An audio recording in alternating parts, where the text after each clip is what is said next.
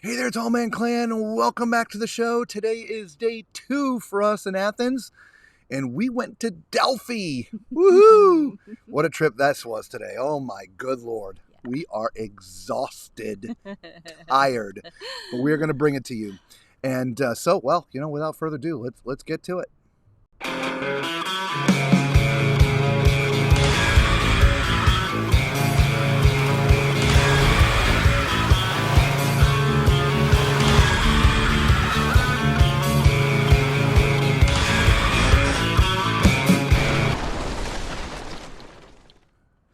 Yes, like our intro says, we'll take you there, and we are. We're taking you there. Now, if you've watched any of our other videos so far about Athens, this is a highlight of Delphi. We are going to do a prepared video later on with some narration and things. And so this is just sort of taking you through and giving you some highlights, which in and themselves are impressive. Okay, so Delphi. So that you know, if you're coming to Athens and staying in Athens proper, Delphi is about 2.5 hour-ish drive away, okay? It's not in town. So you're going to know that you're going to spend at least 5 hours in some sort of transportation. Mm-hmm. We recommend our guy, but transportation. We can talk about that later, okay? And that's with good traffic. So it could be a little bit longer. If your guy drives faster, it might be just a little bit less. But it's not all highway. There's a lot of twisty, turny roads. So just note that you're going to have to spend some time to get to Delphi. If you're only here for a few days, it may be difficult, excuse me, to get there. So just know if you're planning to come here, if you want to go to Delphi, it's going to be at least 5 hours transportation round trip. Also, Delphi is up in the mountains. It is. It's okay. Beautiful. You start off several thousand feet, and I think it's like a 500-foot climb to get up there, like climbing. I mean, not like climbing with ropes climbing, but hiking up.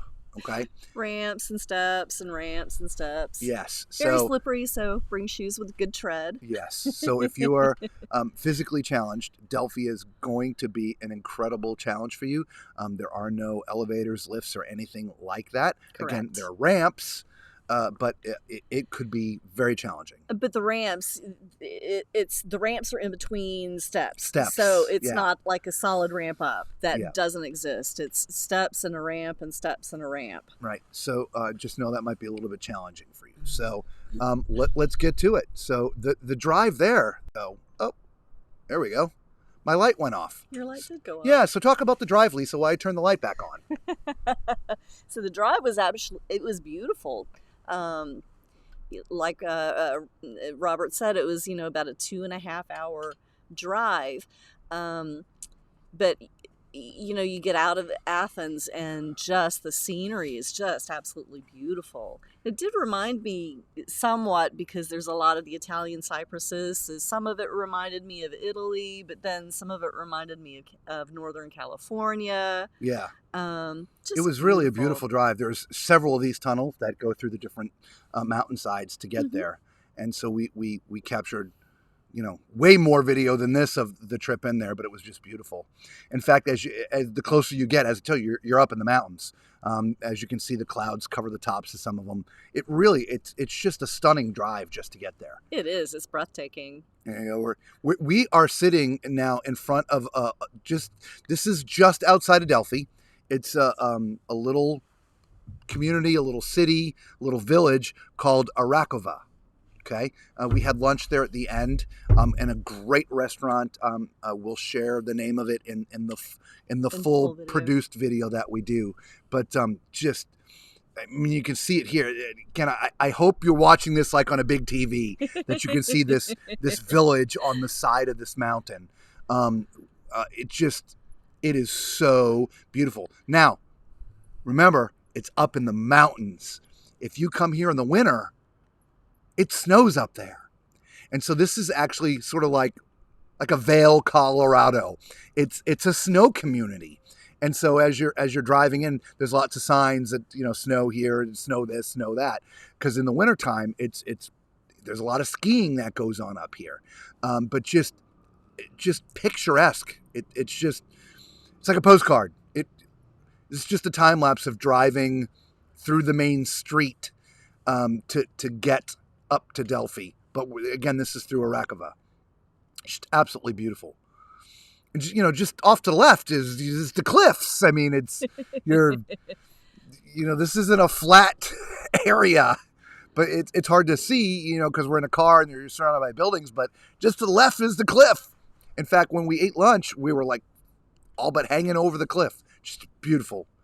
Like I said, we shot some great video of that. And I may have that video at the end of this. I don't remember. Again, just highlights. Okay. So as soon as you get there, so that before I forget, there's a lower area that's below the road, and then there's a main area that's above the road. Yes.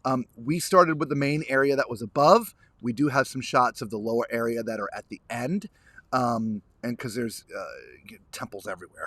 Yes. There's structures. But this is as you're just now getting into Delphi itself.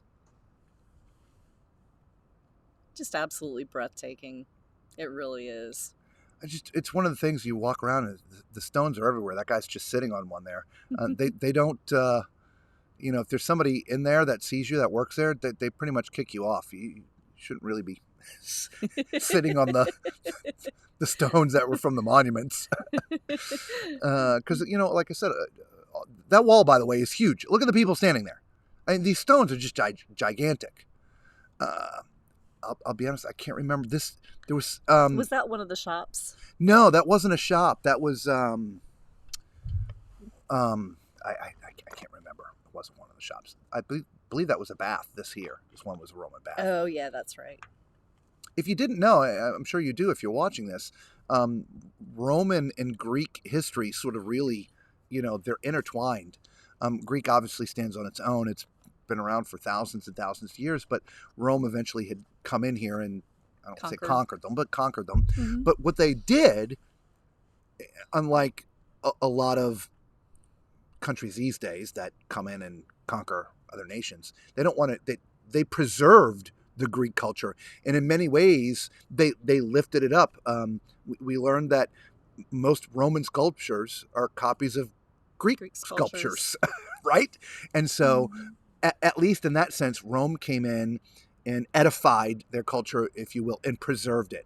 And so a lot of structures that you see, the areas, there's some Greek that goes back thousands of years, and there's some Roman structures that were built in 200 AD, right? So what you're looking at here, I believe, is one of the treasuries. As you can see, the steps, right? So they're relatively new. The other steps is what you used to have, but they've recently put some new, as you can see there. Yeah, the ones that you're walking on the left there, that the ladies walk. That's what used to be there. It's a little bit safer now, but it's a climb. Like I said, you're 500 feet to get all the way to the very top of the site from where you get off in your vehicle. I did find Delphi, the climb to the top of Delphi, a little bit more challenging than to the top of the Acropolis. Yeah, this was way easier than this. Yeah. Yep, treasury of the Athenians. That's what the building was that we were looking at from the back side. This is the front side of it. Again, you can see it's been restored, right? Just back it up a little bit. You can tell anytime that you're looking at any of the ancient structures here, and you see, the light color versus the darker color. The light color is a new stone, or in a lot of cases, like the column on the right, you see the old stone all the way at the bottom, and they've formed the new one to it. And so that this building's been restored. Even with the walls, you can see some lighter stones and some darker stones. The lighter stones are the ones that they put in place to help bring this structure back to life a little ways. This is just kind of a look down over the side. We're looking down over the site, by the way. There's stuff beneath us. It's just, like I said, it's how they got all this stuff up there. It blows my mind. Yeah. Yeah. These aren't tiny, light things. And that is not anywhere near the top. Look at the intricacy of the carving of the stones that make this wall. I swear when they decided to make this wall, it's like, okay, what stone do we have laying around? Because a lot of walls you see, it's just nice layers of things. These are all weird geometric shapes, but they're completely locked in with one another. I just found that amazing. And the wall's huge. It's not like a short little wall. It is not a small wall. It goes the other way, too. I only got the one direction. This is the ramp up to the Temple of Apollo. Which is also, if you watch the movie 300, technically, this is where the oracles were inside that temple. I think I mentioned something about a cave or something, but we found no remnants of that or any information about it at all. We were told they were in that temple. Of course, it was fully constructed back then.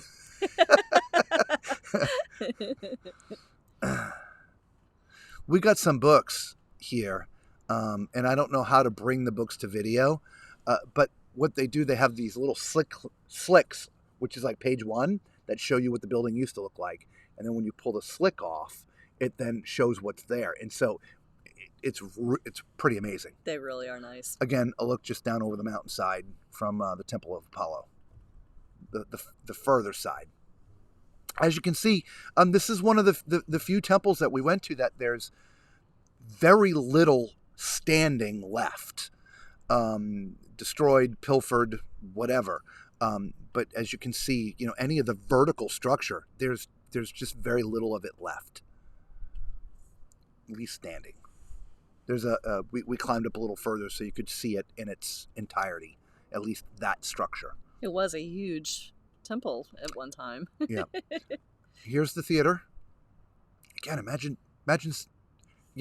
I'm standing where whoever would be preaching, talking, teaching to those around. I'm standing in that spot. So just, imagine you're sitting up there. I think I have a shot from up top looking down. It's not as big as the one over here, but it's pretty impressive. It is. Yeah, there you go. I'm not all the way at the top, but I'm at the side looking down, and just, it's it's not a tiny theater. I don't know how many it's seated. And then overlooking the temple. Yeah, the Temple of Apollo would have been right there. There we go. There's a top view of it. I mean, it's pretty big, right? And again, we're literally up in the mountains, and you're looking down, and it's just beautiful. Every once in a while, we had to stop doing what we were doing to just stand there and take it all in. Mm-hmm. If you're a spiritual person, it gets to you. It really does. We are now, at the beginning of the shot, we are at the very, very, very top of the site. This is the arena? The arena? I forget. Oh my gosh. The stadium. The stadium. Yes. This is the stadium where a lot of events happened at this site. And it is long. I believe this was built by Hadrian. I don't... Was this? I don't think it was built by the Romans. Okay. I'm not sure if it was. Yeah, you know what? I think this was improved by Hadrian. Okay. Okay. At the very end, and it's hard to see here. I have a closer up. Part of what Hadrian did is at the very end there is where the entrance would have been, the far side where the camera is now looking. He had these 3 arches made out of marble. One of the richer Romans at the time paid for it. If I remember the history correct, and again, I will get this all correct in the prepared video that we will do with narration about the site. But I believe at the time, a lot of this had been leveled for other types of events they were having up there. And when the Romans came in and took over the country, they actually rebuilt it the way that the Greeks had it originally, but made some improvements like adding the entryway and thing. I could be wrong. If somebody's watching this and knows better, don't castrate me in the comments. we are taking this all in. It's like drinking from a fire hose, guys. We are literally out 12 to 16 hours every day from the time we got here and through today. Because remember, it's 5 hours in the car. Never mind the 5, 6, 7 hours we spend at the site, the different sites in the cities and the things. So we're doing our best. But when we do the prepared video, we will have spent the time to learn more about each location to bring it to you. Okay. But there's kind of the archers are obviously long gone, but if you look close, you can kind of see where they would be. But that is the old entryway. I know it's overgrown. Actually, while we were there were people there cutting the grass. Mm-hmm. They do it all with a weed whacker. And the camera didn't, I don't know if the camera caught them or not. Let me find that first shot. They were literally up there in the stands. Yeah, right there. You can see there's two of them up there with a garbage bag. They're up there picking the weeds out. That's he's looking back to the right. Back to the right. Just been right there. See those 3 little black dots? 2 of them are people. One of them's a bag. So they're up there cutting the grass or picking the weeds out of the seats. But when we were in fact, if I had the volume up on it, you could probably hear the weed whacker running. They have to get up there and cut the grass. There's grass there.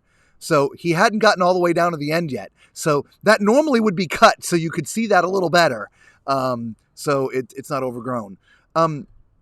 We took a picture of this because Lisa thought maybe that was an access to the cave that the oracles were supposed to be in. But again, after this, we were told they weren't in a cave. They were actually in the temple.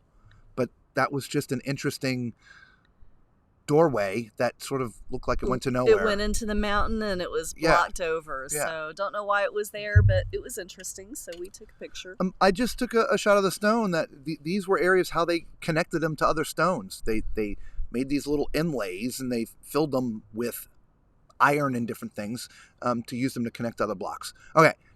When you're done with walking on the outside, there's also a museum on the property. We took extensive videos and pictures there. We're only going to show you just a couple, like 60 seconds worth. Okay. So please note that there's a lot of the stuff from the site is in the museum and preserved. Okay. It's just beautiful. The thing is huge.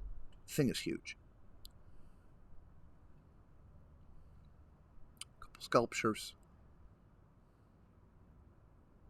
There you go.